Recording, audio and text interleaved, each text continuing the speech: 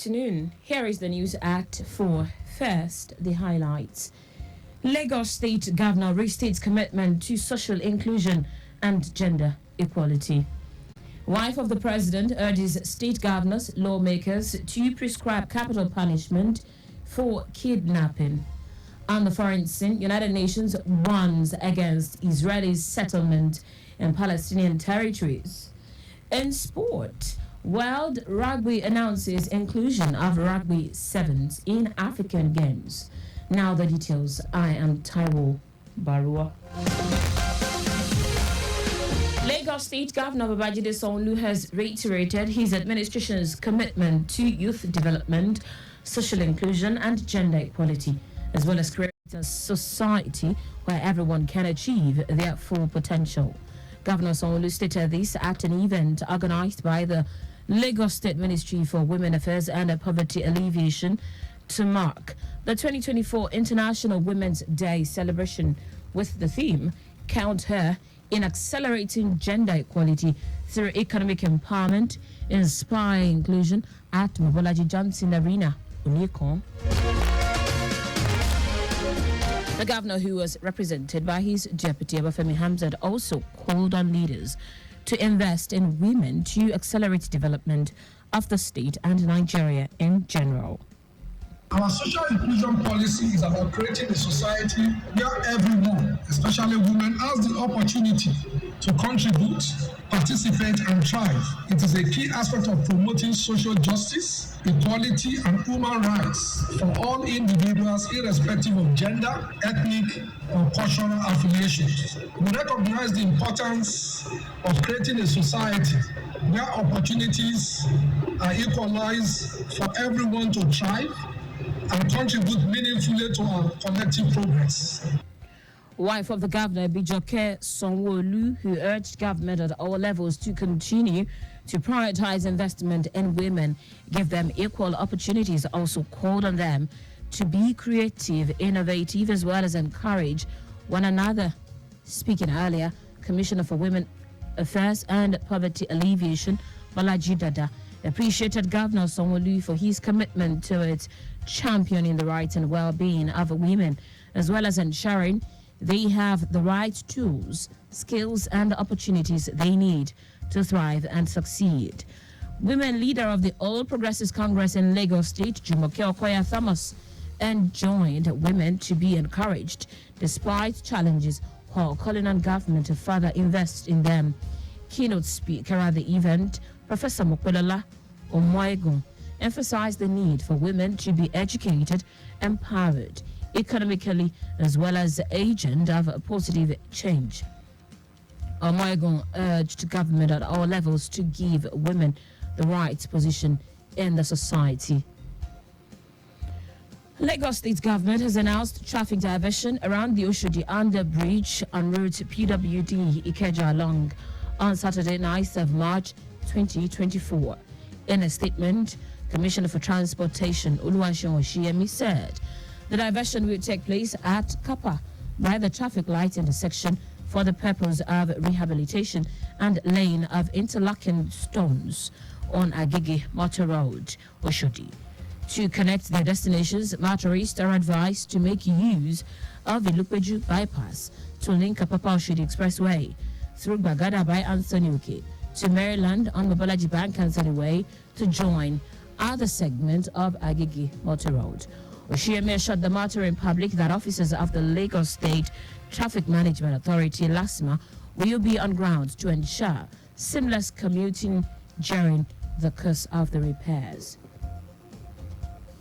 The Lagos State Office for Disability Affairs, LASODA, has called on everyone to support government in ensuring the rights of persons with disabilities, PWDs, are adequately protected. LASODA's General Manager, Adenike Oyetunde Lawal, made the call at a meeting with the Spinal Cord Injury Association of Nigeria, SCIAN, Lagos State Chapter, led by its chairman, Abdul Wahab Matepo, at the SCIAN Center in Lagos. Oyetunde Lawal said there is a need for a change in approach to the realization of the government's objectives geared towards enforcing an inclusive society where everyone, regardless of disability status, would thrive. She urged everyone, especially persons with disabilities, to become the ambassadors of La Soda by promoting awareness and respective groups, communities, and places of worship. On his part, the chairman, Spinal Cord Injury Association of Nigeria, Abdul Wahab Matepo, appreciated the general manager for the willingness to understand their requirements and promised to present the empowerment needs of the association to the agency as soon as possible. Now to the rest of the stories. Wife of the president, Oluremi Tinubu, has called on states, governors, and lawmakers to prescribe capital punishment for kidnapping. Mrs. Tinubu said this during a meeting with the national women leaders of the All Progressives Congress (APC) at the State House, Abuja. She also described as heart-rending the act of kidnapping innocent children, who she said are the future of the nation. Mrs. Tinubu told the women that the renewed hope agenda of President Bola Tinubu places a strong emphasis on creating opportunities for women to thrive economically, socially, and politically. She also celebrated the International Women's Day with the women and all other Nigerian women for their courage, resilience, and doggedness.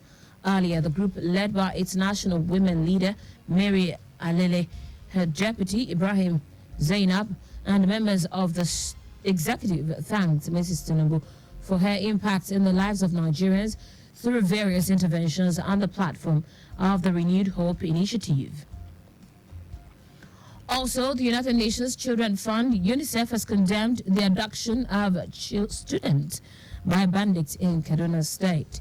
UNICEF representative in Nigeria, Christian Mutwante, in a statement said the alarming frequency of such incidents across the country signaled a crisis that requires immediate and determined action from all. Mutwante noted that the children's body is coordinating with local officials and providing assistance to the affected parents and families through psychological support services. The bandit reportedly invaded the Kuriga area of Chikum local government area of Kaduna State, shooting at victims before taking away at least 280 pupils and teachers. In foreign news now, the United Nations UN has warned that Israeli settlement in the occupied Palestinian territories have expanded by a record amount to risk eliminating the possibility of a Palestinian state. UN High Commissioner for Human Rights Volker Turk, who made the statement, said it is a war crime. Turk reported that the Israeli government policies appear aligned to an unprecedented extent with the goals of the Israeli settlers to expand long-term control over the West Bank, including East Jerusalem. He said it includes steady integration of the occupied territory into the state of Israel. The international community has long reviewed Israeli settlement as a violation of international law and a hindrance to Palestine statehood. And while the United States said last month that the settlement were inconsistent with international law after Israel announced new housing plans in the occupied West Bank. In sport now, World Rugby has announced the inclusion of Rugby Sevens at the African Games scheduled for March 8 to 23 in Accra, Ghana. The 13th edition of the African Games will serve as the official qualifier for the Paris 2024 Olympic Games.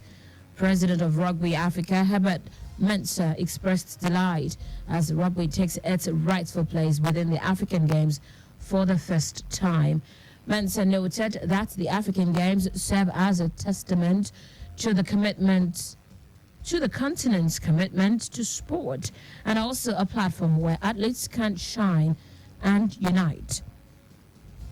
He commended Ghana's President Nana Akufo-Addo for his exceptional work in preparing to host the esteemed event. The Games will see some 5,000 elite athletes, 3,000 experienced officials, and thousands of fans in the country, in addition to an estimated global audience of 2.2 billion people watching through traditional and social media. And that's it on the news at 4, but just before we go, stay alive. Make use of pedestrian bridges where available. You can follow us and like all the various social media platforms. X, formerly Twitter, Lagos Traffic 961. Instagram, Lagos Traffic Radio 961. Watch us live on Facebook, Lagos Traffic Radio 96.1 FM. On YouTube, subscribe and watch all the previous programs and news on our channel, Traffic Radio 961. Did you know that the Sanwo-Olu administration trained 150 small-scale business owners in digital marketing?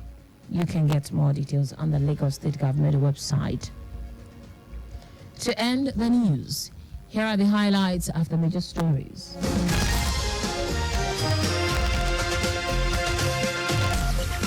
Lagos State Governor Babajide Sanwo-Olu has reiterated his administration's commitment to youth development, social inclusion, and gender equality, as well as creating a society where everyone can achieve their full potential.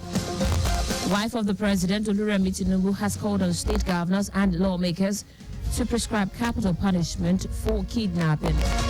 We also told you that the United Nations has warned that Israeli settlement in the occupied Palestinian territories have expanded by a record amount to risk eliminating possibility of a Palestinian state.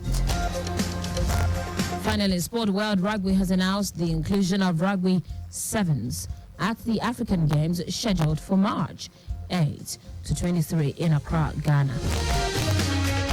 For contact with the newsroom, send a message to Lagos Traffic Radio at lagosstate.gov.ng. That ends the news broadcast compiled by Sadiq Yusuf. I am Taiwo Baruwa. Thank you for listening. Good afternoon.